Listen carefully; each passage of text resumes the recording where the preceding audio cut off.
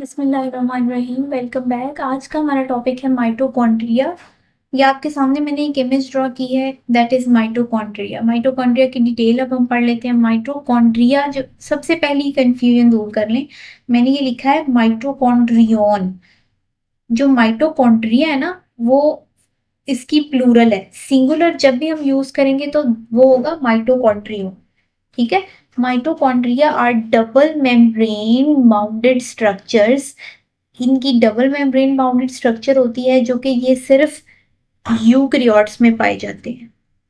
इनके भी हम पॉइंट्स बना लेते हैं। माइटोकॉन्ड्रिया डबल मेम्ब्रेन होते हैं ये, राइट। डबल मेम्ब्रेन होंगे और ये सिर्फ यूकैरियोट्स में पाए जाते हैं। Is that clear? These are the sites of aerobic respiration and are the major energy production centers. Mitochondria जो है हमारा मेजर एनर्जी प्रोडक्शन सेंटर है सेल का। This is very important point. Major energy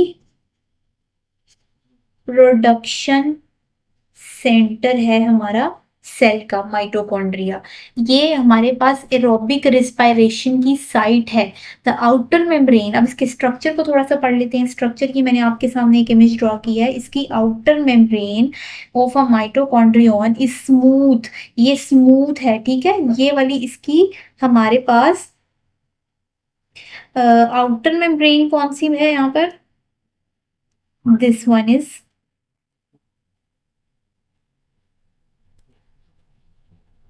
this is outer membrane. ये हमारे पास smooth है, बिल्कुल smooth. Outer membrane smooth but the inner membrane forms many infoldings. ये हमारे पास इनर मेम्ब्रेन, इसकी अब देख लेते हैं। ये वाली जो है ना, ये इनर मेम्ब्रेन है। This is inner membrane. और इनर मेम्ब्रेन आप देख रहे हैं कि स्मूथ नहीं है, कहीं से ऊपर नीचे जिगजैग है। तो इनर मेम्ब्रेन स्मूथ नहीं है, तो इसलिए वो हमारे पास टेढ़ी मेढ़ी है। जहां से ये टेढ़ी मेढ़ी हो जाती है, इन फोल्डिंग्स हैं, इसको हम कहेंगे क्रिस्टिया। इसको हम क्या कहेंगे? इसका नाम रखा हुआ है हमने, क्रिस्टिया। क्रिस्टिया, ठीक है। सिंगल इसका होगा Crysta. This serves to increase the surface area of inner membrane on which membrane bound reactions can take place. ये हमें जाहिर बात है, ये जरा इस तरह हो गया टेढ़ा मेढ़ा होने से, यहाँ पे हमें एरिया ज्यादा मिल गया, तो जो इसका फंक्शन यहाँ हो रहा है वो इसको ज्यादा फंक्शन जो है वो प्ले कर सकेगा, ठीक है। अब इसके अंदर क्या है? Mitochondria have their own DNA and ribosomes. इसके अंदर इसका अपना have their own DNA and ribosomes. इसके अंदर इसके अपने डीएनए और राइबोसोम्स होते हैं। The ribosomes of mitochondria are more similar to bacterial ribosomes than to eukaryotic ribosomes. ये बात आपने याद रखनी है, ठीक है।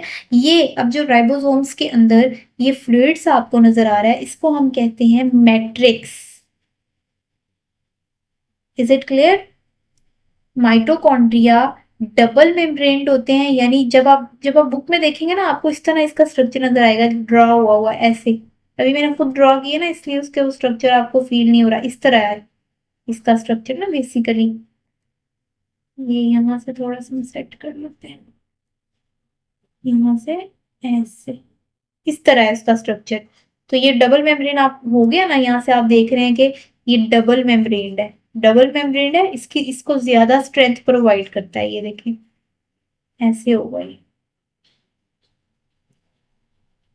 ये डबल मेम्ब्रेन हो गया। आउटर लेयर इसकी जो है, आउटर मेम्ब्रेन वो स्मूथ है, उसमें आप देख रहे हो कहीं से फोल्डिंग नहीं है, वो बिल्कुल ऐसे है, ऐसे ऐसे नहीं है, ठीक है। तो वो हमारे पास स्मूथ हो गई बिल्कुल। और जो इनर मेम्ब्रेन है वो हमारे पास स्ट्रक्चर इन फोल्डिंग्स में है, इस तरह। इसका फायदा क्या है? एक तो ये हमें कहीं देखो, अगर ये इस तरह होती तो कम जगह थी अंदर, इस तरह है तो हमें ज्यादा ज्यादा जगह मिल रही है। और ये जो इन फोल्डिंग्स हैं, ये वाली जहां से ये अंदर अंदर हो रही है, इसको हमने नाम दे दिया क्रिस्टा का। सिंगल अगर बोले तो ये क्रिस्टा है। और इसके अंदर अब फ्लूइड प्रेजेंट था, उसको हमने कह दिया मैट्रिक्स। तो ये एक माइटोकॉन्ड्रिया का कंप्लीट स्ट्रक्चर है जो मैंने आपको यहाँ पर समझा दिया है। माइटोकॉन्ड्रिया यूकैरियोट सेल जो है यूकैरियोट्स में पाया जाता है।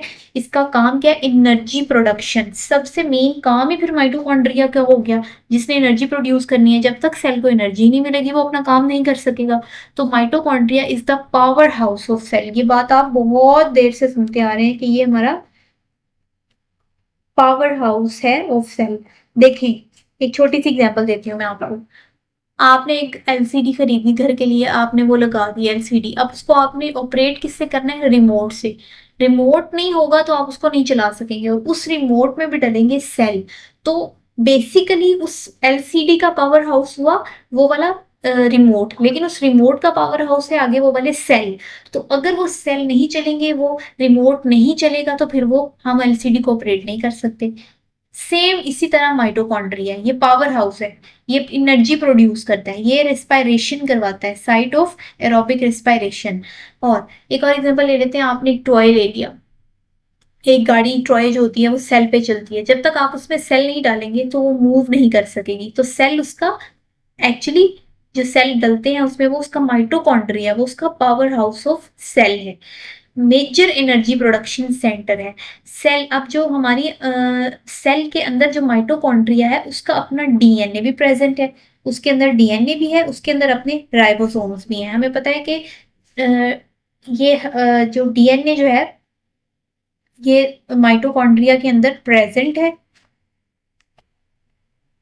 और इसका ये जो इन फोल्डिंग्स हैं इनका पर्पस भी आपको यहाँ पर बताती चलूँ कि इनका पर्पस ये है कि ये हमें to increase the surface area of inner membrane. Inner membrane का सरफेस एरिया बढ़ा देती हैं, जिसकी वजह से मेम्ब्रेन बाउंड रिएक्शंस जो हैं वो आसानी से वहां पर किए जा सकते हैं। Is that clear? माइटोकॉन्ड्रिया के बारे में आपको अगर कोई भी क्वेश्चन है वो आप नीचे कमेंट में पूछ सकते हैं। नेक्स्ट जो है वो हमारा प्लास्टिड्स है, वो भी ऑर्गेनेली स्ट्रक्चर ही है सेल का, उसको स्टडी करेंगे। माइटोकॉन्ड्रिया के बारे में आपको क्वेश्चन पूछा जा सकता है कि आप इसके स्ट्रक्चर को ड्रा करें।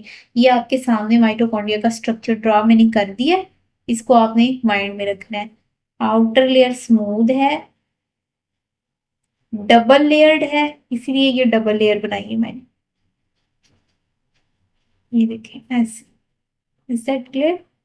जब पेंसिल पड़ी होती है उसको साइड से देखें तो वो अगर डबल लेयर्ड हो तो उसकी एक साइड ही नजर आती है ना। तो इस तरह ये इसलिए ऊपर से इसलिए सिंगल नजर आ रही है क्योंकि ये हम इसको एक साइड से देख रहे हैं। ठीक है, स्मूथ हो गई। अंदर वाली की फोल्डिंग्स है, फोल्डिंग्स के अंदर मैट्रिक्स है, और ये इसकी इनर मेम्ब्रेन है। Is that clear?